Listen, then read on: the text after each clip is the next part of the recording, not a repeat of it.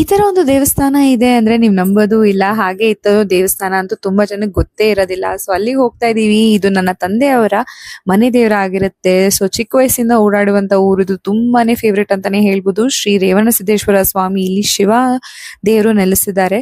So ತುಂಬಾನೇ ಅದ್ಭುತವಾದ ಜಾಗ. ಬೆಟ್ಟದ ಮೇಲೆ ಒಂದೇ ಒಂದು ದೇವಸ್ಥಾನ ಇಲ್ಲಿ ಇದೆ. ಸೊ ಇದ್ರ ಜೊತೆಗೆ ಒಂದ್ ಅಕ್ಕಪಕ್ಕ ಒಂದೇ ಒಂದು ಚೌಟ್ರಿ ಬರುತ್ತೆ.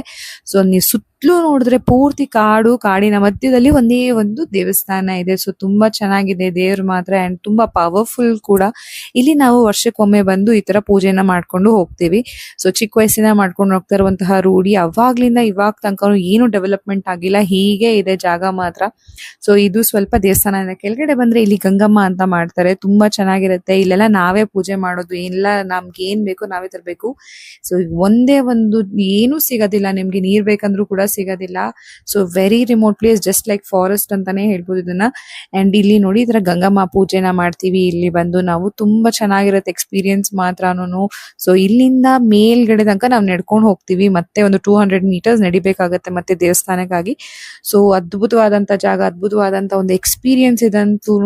ಸೊ ಯಾವತ್ತೂ ಇಂಥ ಜಾಗಗಳು ಡೆವಲಪ್ ಆಗ್ಬಾರ್ದು ಅಂತ ಕೇಳ್ಕೊತೀನಿ ನಾನು. ಅಂಡ್ ಅದು ದೇವಸ್ಥಾನದಿಂದ ಈ ಕಡೆ ಬಂದ್ರೆ ಇಲ್ಲಿ ನಾಗಪ್ಪ ಅಂತ ಹೇಳಿ ಮಾಡ್ತಾರೆ. ಸೊ ಇದು ಕೂಡ ನಾವೇನೆ ಪೂಜೆ ಮಾಡ್ಕೋಬೇಕು ಇಲ್ಲೆಲ್ಲಾನು. ಯಾವುದೇ ರೀತಿಯಾದ ಪೂಜಾರಿಗಳು ಕೂಡ ಅವೈಲಬಲ್ ಇರೋದಿಲ್ಲ. ಸೊ ಇಲ್ಲಿ ನಾವು ಬರ್ತೀವಿ ಅಂತ ಹೇಳಿದ್ರೆ ಪೂಜಾರಿಗೆ ಆಲ್ರೆಡಿ ನಾವು ಇನ್ಫಾರ್ಮ್ ಮಾಡಿದ್ರೆ ಅವಾಗ ಬೆಟ್ಟದ ಮೇಲೆ ಬರ್ತಾರೆ ಅವರು.